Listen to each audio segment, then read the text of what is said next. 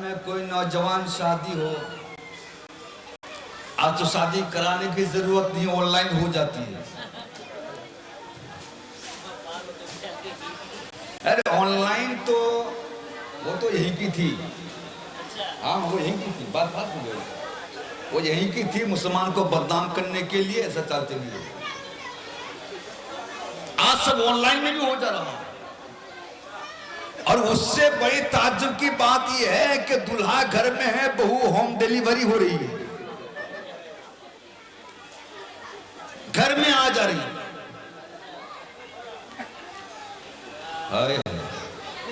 शादी के बाद सबसे पहली तमन्ना यह है कि बाप बन जाऊं, है ना।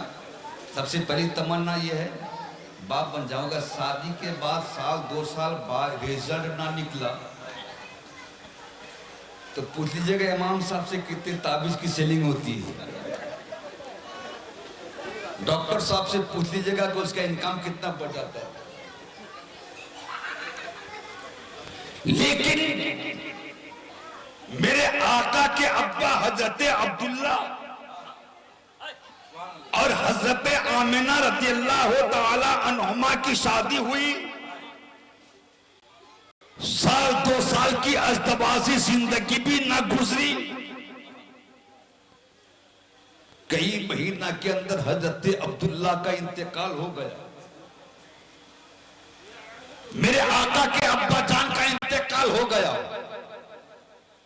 दुनिया में किसी को पता नहीं कि मुस्तफा आमिना के शिकम में आ गए।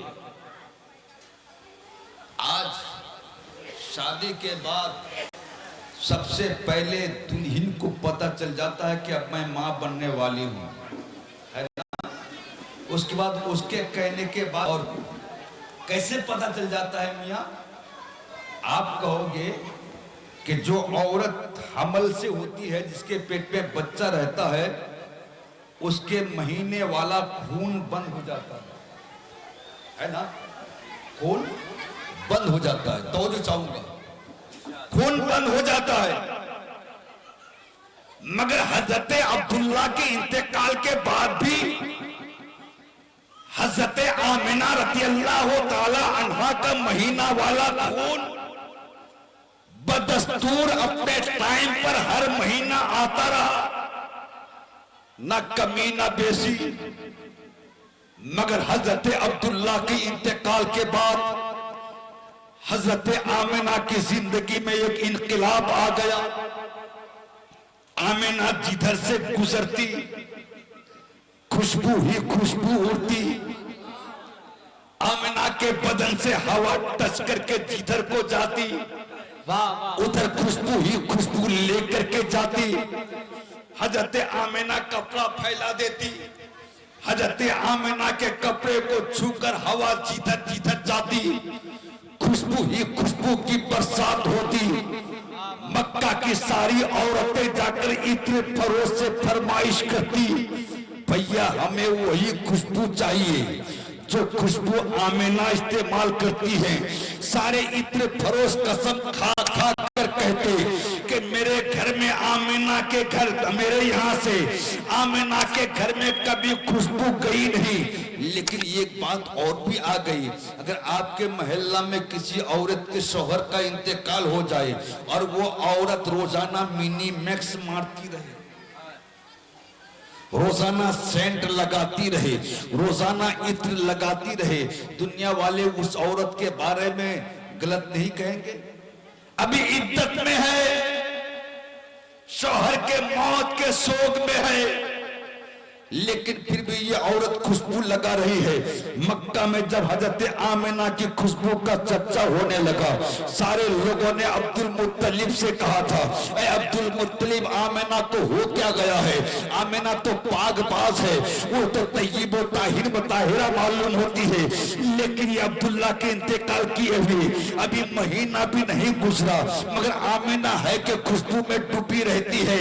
कुछ समझाओ, आमिना को समझाओ। हजरत अब्दुल मुत्तलिब आ गए, आकर कहने लगे, बेटी मुझको तेरी पाक दामनी पर कोई शक नहीं, मगर मक्का के लोग सवाल करते हैं, बेटी तू खुशबू पाती कहां से है? खुशबू लगाती कहां से क्यों है? तो हजरत आमिना ने फरमाया, अब्बा जान मैं खुशबू कहां से लाऊं जबकि लाकर देने वाले ही ना रहे, जबकि खुशबू लाकर देने वाले ही ना रहे। मगर अब्बा जान आज आपने पूछ लिया है तो मैं एक राज से पर्दा उठाना चाहती हूँ। तो हजरत अब्दुल मुत्तलिब ने कहा, मैं तो वही राज मालूम करना चाहता हूँ, बोलो राज क्या है? तो हजरत आमिना ने कहा, अब्बा जान आप दादा बनने वाले हैं। बोलो बोलो बोलो बोलो, आप दादा बनने वाले हैं। कहा के महीना का, के महीना हुआ मालूम नहीं, कै महीना हुआ मालूम नहीं, क्या क्यों मालूम नहीं? ना माहवारी वाला खून बदस्तूर जारी है। तो हजरत अब्दुल मुत्तलिब ने कहा, तो तुमको कैसे पता चल गया कि अब्दुल्ला की निशानी तेरे सिकम में है? तो हजरत आमिना ने फरमाया, अब्बा जान जब से आपके बेटे की अमानत मेरे शिकम में आई है तब से मैं रातों को चैन से सो नहीं पाती, क्योंकि जब से ये अमानत मेरे शिकम में आई है तब से हर रात कभी आलम ख्वाब में तो कभी आलम बेदारी में कोई ना कोई नबी जरूर आ जाता है। कभी हजरत आदम आते हैं, कहते आमिना मुबारक हो, शहंशाह कौनैन की माँ बनने वाली हो। कभी हजरत दाऊद आते हैं कि नबियों के सरदार की माँ तुमको सलाम हो। अब्बा जान मुझको उसी सलाम से पता चल गया कि मुस्तफा आने वाले हैं। वाह वाह, सरकार की आमद, दिलदार की आमद, इश्क मोहब्बत, इश्क मोहब्बत, फैजाने सरकारे मिल्लत, फैजाने आमिना फरमाती है, सलाम से पता चला कि मुस्तफा आने वाले हैं। किससे पता चला? रब्या से, किससे किससे? सलाम से। तो एम सुन्नी हो, जिसकी महफिल में सलाम होता है समझ जाना वहां मुस्तफा आने वाले हैं, और जहां नहीं होता, अरे बोलो बोलो, हजरत आमिना फरमाती है, ये हैं हुसैन के नाना। जरा प्यार से बोलो ना, ये हैं। अगर हुसैन के नाना को बोलूं तो कसम खुदा की 1 घंटा नहीं कई घंटा बोलूंगा। आका मां के शिकम में है। आज कुछ मुल्ला आईना में थोबड़ा देखे बगैर कहने लगा कि नबी हमारी तरह, जब नबी की तरह पैदा ना हुआ। अगर तेरी मां हमल की हालत में हो और गलती से या किसी भी वजह से खून आ जाए तो क्या तू जिंदा पैदा हो सकता था? अरे बोलो ना, नहीं ना। भैया उन बच्चों को जरा चुप कराइए। हाँ वो खुचरा पैसा बहुत बोलता है, हाँ खुचरा पैसा आवाज बहुत करता है। जरा प्यार से बोलें और मोहब्बत से कहें। मैंने डॉक्टरों से पूछा कि इस खून से बच्चे के वजूद का क्या ताल्लुक? तो डॉक्टरों ने कहा कि मौलाना ये खून अगर माँ का नहीं रुकेगा तो बच्चा नहीं होगा। मैंने कहा क्यों नहीं होगा? तो डॉक्टर ने कहा कि इसी खून से तो बच्चे का जिस्म बनता है, इसी खून से बच्चे का हाथ बनता है, इसी खून से बच्चे का पाँव बनता है, इसी खून से बच्चे का सर बनता है, इसी खून से बच्चे का पूरा वजूद बनता है। तो मैंने आका से, मेरे रब से पूछा, परवरदिगार बच्चा पैदा होने के लिए इस खून का रुकना जरूरी? ये खून अगर नहीं रुकेगा तो ये हाथ नहीं बनेगा, ये पांव नहीं बनेंगे, ये नाक को नक्शा नहीं बनेंगे, ये वजूद नहीं बनेगा। ऐ मेरे मौला तेरे महबूब की मां आमिना का खून रुका नहीं तो महबूब का हाथ बना किससे? महबूब का पांव बना किससे, महबूब का नाक को नक्शा बना किससे? तो रब की रहमत जवाब देगी, अरे वो तेरे घर का बच्चा है जिसको खून से बनाया गया, मगर मेरा महबूब खून से नहीं, मेरा महबूब नूर से बनाया गया। जिंदाबाद। नबी की तरह पैदा ही नहीं हुआ। नारे तकबीर, नारे रिसालत, मसलके आला हजरत, फैजाने हुजूर मुजाहिदे मिल्लत, खानदाने अहले बैत। ये हैं हुसैन के नाना। देखिए जितना वक्त मौलाना सिराज साहब ने दिया था हो गया है, 12:30 तक वक्त दिया था, 12:30 हो गया है। खैर मैं बहुत जल्द समझ लूंगा। ये हैं हुसैन के नाना, जरा प्यार से बोलो ना, ये है हुसैन के, ये हुसैन के नाना। अब जरा आ जाइए हुसैन के बाबा कैसे हैं? निस्बत समझो, निस्बत, ऐसे नाना से हुसैन को निस्बत। अब आ जाओ हुसैन के बाबा कैसे हैं? एक बात याद रखिए, नबी को कोई पहचाना जवान होकर, नबी को कोई पहचाना बूढ़ा होकर, नबी को कोई पहचाना मुआजिज़ात देखकर, नबी को कोई पहचाना कलमा पढ़कर।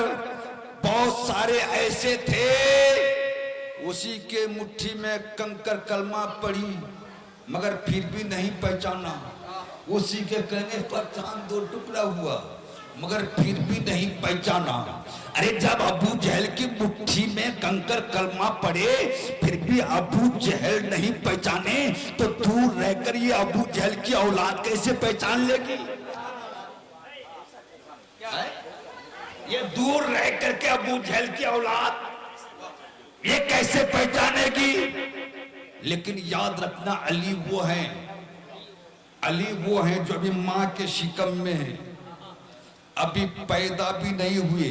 जरा प्यार से बोलो, अली पैदा भी नहीं हुए, मां के शिकम में है। जब जब नबी अबू तालिब के घर जाते तो अली की मां का नाम था फातिमा बिनते असद। क्या नाम? फातिमा बिनते असद। जब जब मुस्तफा जाने रहमत सल्लल्लाहु ताला अलैहि वसल्लम अली के घर में आते, अली अभी पैदा नहीं हुए, मां के पेट में है, मगर फातिमा बिनते असद मुस्तफा को देखकर खड़ी हो जाया करती थी, नबी को देखकर खड़ी हो जाया करती थी। अबू तालिब ने कहा, ए फातिमा, इस हाल में तुमको उठना नहीं चाहिए, क्योंकि क्यों उठ रही हो? आने वाला तुम्हारा भतीजा है, तुमसे रिश्ते में बड़ा नहीं, क्यों उसके ताज़ीम के लिए तुम उठती हो? आने वाला तुम्हारा तुमसे उम्र में भी बड़ा नहीं, क्यों उसके ताज़ीम के लिए खड़ी हो जाती हो? तो फातिमा बिनते असद ने कहा था, अबू तालिब, मैं खड़ी नहीं होती, पेट वाला खड़ा कर रहा है, पेट वाला खड़ा कर रहा है। क्या बताऊं मेरे सरताज, जब जब मुस्तफा के चेहरे पर मेरी नजर पड़ती है तो मेरे पेट में रहने वाला बच्चा ऐसी हरकत करता है, जब तक मैं खड़ी नहीं हो जाती मुझको चैन नहीं मिलता, जब तक मैं खड़ी नहीं हो जाती तब तक आराम नहीं मिलता। गोया कि अली का मिजाज ये बता रहा है कि जो नबी की ताज़ीम के लिए खड़ा ना हो उसको तकलीफ दो, उसको तकलीफ दो, चाहे मां ही क्यों ना हो। अली मां के पेट में, अली मां के पेट में, ये मां वो है जिसके कदम के नीचे उसकी औलाद की जन्नत, ये मां वो है जिसके चेहरे को देखने से हज्जे मबरूर का सवाब मिलता है, ये माँ वो है जिसके कदम को चूमने से खानाए काबा के चौखट का चुमना होता है, ये वो माँ है। मगर अली माँ के पेट में है। और दूसरी बात यह है, और तो नबी के इल्म गैब का इनकार करने वाले बकलोल, इधर आ, इधर आ, अभी मेरे आका की उम्र 29 साल है। 40 साल की उम्र में ऐलान नबूवत करेंगे, तब मक्का वाले जानेंगे कि मोहम्मद नबी है। लेकिन नबी की उम्र अभी 39 साल। अली है माँ के पेट में। जब जब मुस्तफा आते, अली माँ के पेट में अंगड़ाई लेते, माँ के पेट में करवट लेते। जब तक फातिमा बिनते असद नबी की ताज़ीम को खड़ी न हो जाती, तब तक अली करवट लेते ही रहते। हज़रत अबू तालिब ने कहा था, ए फातिमा बिनते असद, अच्छा ऐसी बात है, ये बच्चा तुझको खड़ा कर रहा है ना? हाँ खड़ा कर रहा है। ठीक है, अब मैं खड़ा होने नहीं दूंगा, अब मैं उठने नहीं दूंगा। मेरे आका के आने का वक्त हुआ। अबू तालिब फातिमा बिनते असद के पीछे खड़े हो गए। ये खड़े थे, दूर से मेरे आका के चेहरे पर नजर पड़ गई। जैसे ही अबू तालिब की नजर पड़ी तो फौरन इसने अपने दोनों हाथों से फातिमा बिनते असद के दोनों मोढ़ा को दबाए रखा और कहा, उठने नहीं दूंगा, उठने नहीं दूंगा। और अली भी पेट के अंदर से बोल रहे थे, मैं बैठने नहीं दूंगा, बैठने नहीं दूंगा, खड़ा ही करके छोड़ूंगा। जैसे ही मुस्तफा करीब आए, फातिमा बिनते असद की नजर मेरे आका के नूरानी चेहरे पर पड़ी। पता नहीं कहां से ताकत आ गई। अबू तालिब दबाए रखे थे, मगर फिर भी फातिमा बिनते असद खड़ी हो गई। कहा कि ये इतनी ताकत तुझमें कहां से आ गई? कैब से आवाज आई होगी, अबू तालिब तुम अपनी ताकत से बैठाता था, मगर पेट वाला तो खैबर शिकन कुव्वत से खड़ा करता था। है। अब जरा ज़हन को हाजिर करें, खत्म कर दूंगा, ज़हन को हाजिर करें। अब फातिमा बिनते असद ने मेरे आका से कहा, भतीजा ये मेरे पेट में जो बच्चा है ये कैसा है? कैसा है? ना क्यों चाची, ना ये तो ये है कि जब तू मेरे घर में आता है तुझको मैं देखती हूँ तो ये पेट के अंदर दर्द देता है ताकि मैं खड़ी हो जाऊं। उसके बाद मैंने अंदाजा किया, ऐ मोहम्मद तुम मेरे घर में जिधर जिधर जाते हो ना, ये बच्चा भी उधर उधर घूमता चला जाता है। ऐसा मालूम होता है ये अपना चेहरा तुमसे फेरना नहीं चाहता, ये बच्चा तुम्हारी तरफ पीठ नहीं करना चाहता। तब मेरे आका ने हाथ उठाकर कहा था, करमल्लाहु तआला वजहुल करीम, इसलिए आओ जा ज़हन को हाजिर करो। तमाम सहाबा का नाम लेना हो तो रज़ियल्लाहु तआला अन्हु कहा जाता है, लेकिन जब मौला अली का नाम लिया जाए तो करमल्लाहु तआला वजहुल करीम कहा जाता, क्योंकि मुस्तफा ने कहा था, ऐ मेरे मौला जो चेहरा माँ के पेट में रहकर भी मुझसे ना फेरता हो, उस चेहरे को बुजुर्गी इनायत कर दे। ये अली है, माँ के पेट में रहकर पहचान गए ये आने वाला नबी है ना? माँ के पेट के अंदर रह करके। और हज़रत अली रज़ियल्लाहु तआला अन्हु की मिलाद जरा पढ़ दो। हज़रत अली रज़ियल्लाहु तआला अन्हु पैदा हुए खानाए काबा में। हम लोग किताब में पढ़े थे हज़रत, दो आदमी मस्जिद में पैदा हुए, एक हज़रत ईसा अलैहिस्सलाम, दूसरा हज़रत अली। बाद में चल के सुनने में आया कि भारत का राम भी मस्जिद में पैदा हो गया था। पता नहीं कहीं कहीं क्या करने गई थी मस्जिद में और वहीं पैदा हो गया। जरा मोहब्बत से बोले, अली पैदा हो गए खानाए काबा में, खानाए काबा के अंदर पैदा हो गए अली। बच्चा बड़ा हसीन, हसीन क्यों ना हो, उन्हीं के नस्ल में हुसैन आने वाले हैं। बच्चा बड़ा हसीन, बहुत खूबसूरत, कुशादा पेशानी, गुलाब के पंखड़ी जैसे होंठ, घर में खुशी का माहौल, बेटा पैदा हुआ, बहुत खूबसूरत पैदा हुआ, आली ज़र्फ मालूम हो रहा है, कुशादा पेशानी तकदीर वाला बच्चा मालूम होता है। थोड़ी देर के बाद घर में एक गम का माहौल छा गया, क्योंकि बच्चा पैदा तो हुआ है मगर उसकी आंख नहीं खुलती, आंखें बंद है। ए अली वालों, अली मोहल्ला में रहते हो ना, अली मोहल्ला में रहते हो ना, नाश करो अपनी किस्मत पर। सारे दाइयों ने भी कोशिश किया, प्यारे का चेहरा इतना प्यारा है तो आंख कितनी खूबसूरत होगी, पलकों को फाड़कर पुतली देखने की कोशिश किया मगर नहीं खुली। एक दिन गुजर गया, अली ने आंख नहीं खोला, 2 दिन गुजर गया, आंख नहीं खुली, तीसरे दिन नबी आ गए, जरा प्यार से बोलो, तीसरे दिन नबी आ गए। नबी आते ही चची से कहा, चची मेरे भाई को मेरे गोद में दो।